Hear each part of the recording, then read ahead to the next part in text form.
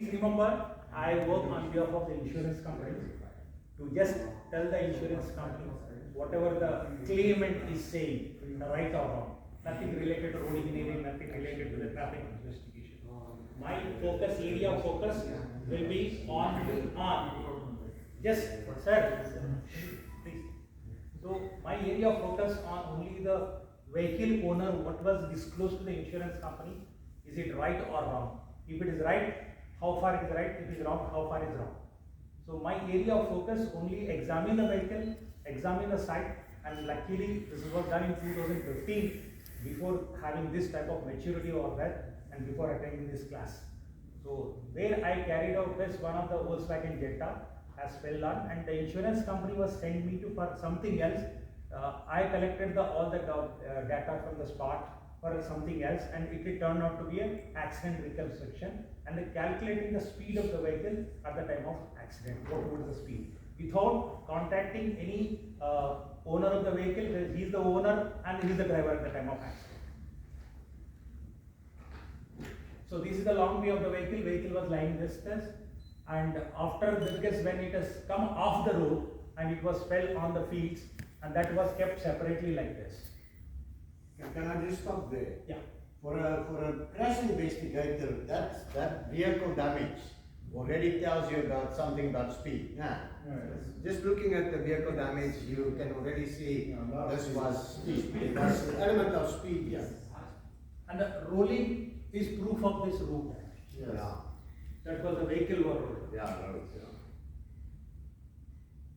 And this is, of course, the vehicle was going like this. This road, yellow dot arrows lead to the Hyderabad to Bangalore, and this is Bangalore to Hyderabad.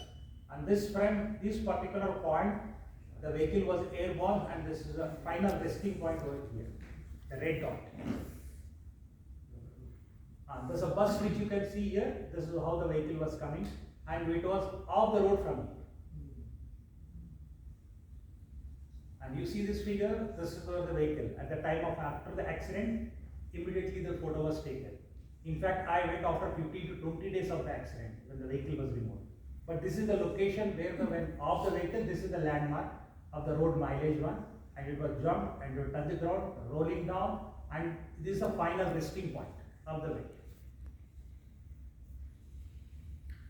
This is the final resting position. When I went over, the vehicle was removed, kept this area, and we made the man to stand over there to have identified the spot and to just explain in the photograph that this is the final resting position.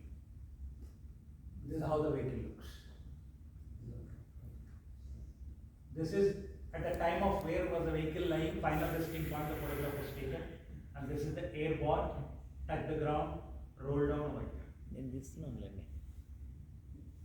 And this is how it is. You can imagine only the rear.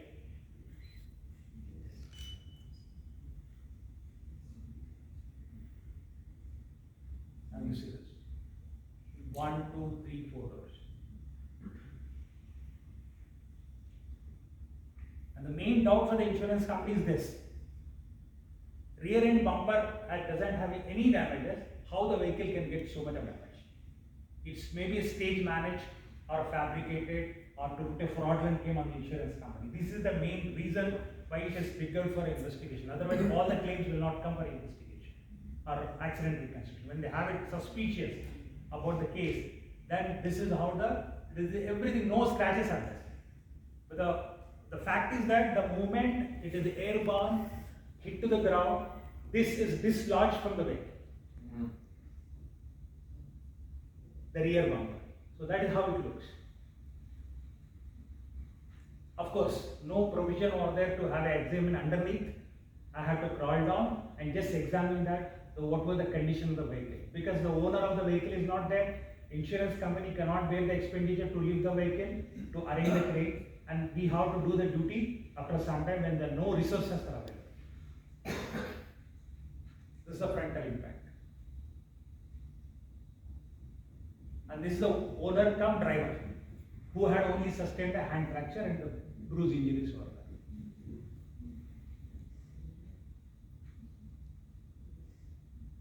And this is the metal folds here which have put the placards over there, and this is 3 areas metal folds were there.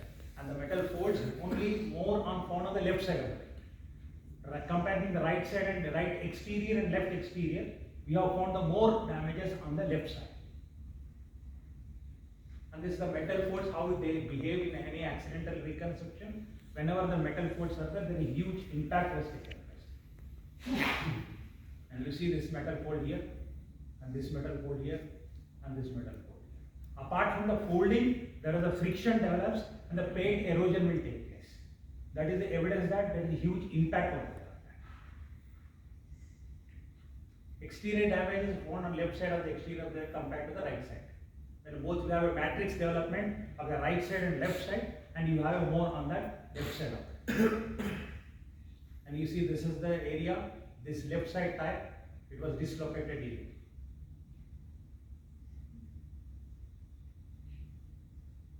And the brakes, we see that examine all the type 4 wheels to just confirm that whether brake was applied or not. If the brake application was there is a rubber melting was there. Definitely after some time, as a sir said, that skid marks will go off or number of skid marks will take place. You get in confusion that which is related to it. But the evidence which we follow that to look into all the 4 tires. That is the reason we have to crawl down whether any tire marks are there, tire degradation is there or not. And the right side and left side front tires. So don't know, there is nothing like that. That means that driver was not conscious enough to have what is happening to the situation of it. And this is the vegetation, which is normally a bush, but it was open up like this because of that impact of the first ground contact of the airborne vehicle has come on. So this, it was landed over this like this, it was like this. Then rolled down on the first impact was on the left side. And this is the registration plate, debris were found. And the both right side wheels are intact, these 2 wheels are intact, but the massive damage is extensive damage found on the left side. The curb damages which you can see on this one. So this is the left side front tire and this is the rear tire, and this is how we come out to the conclusion of this marks. And this is the main important yesterday what we are discussing. Of course, now no more the vehicle carrying this particular lamp levels. And this is how yesterday we are discussing it. This particular lamp had a crack. Vacuum is went out, but the filament is intact. Nothing happened to the filament. The brake lamp it is, not that lamp. It's a daylight, morning gate particularly the accident. It's a brake lamp. The brake lamp doesn't have any filament disturbance or expand something. This is intact.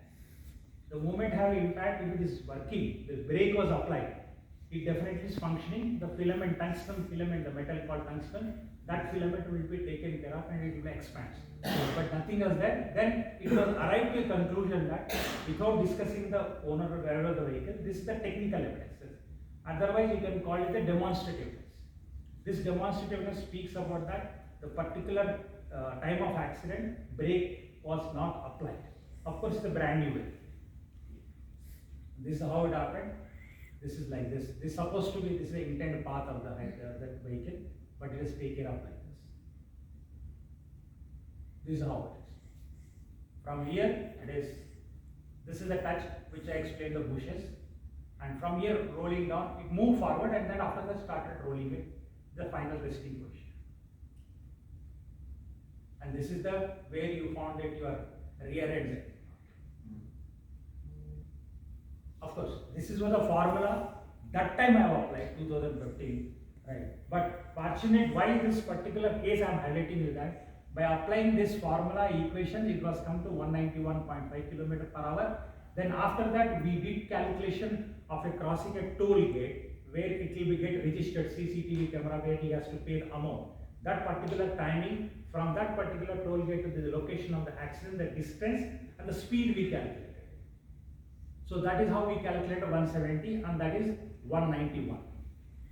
So close to that. But the beauty part of the entire investigation is that the owner of the vehicle agreed for the speed. 191 km, yes, I was driving for 190. So that was the power of the technical calculation and the application of formulas. He agreed for that. And of course, Clay Sword paid 100 rupees supposed to get it, he got 75 rupees. So the reason by explaining that how effectively on the field the formulas which we sir was explained to us and how they are really going to help us when you come back to your own calculations. So maths doesn't go wrong any point of time at any place. Everywhere 2 2 there is a 4. Same way this applied. This is what I want to share. Thank you very much.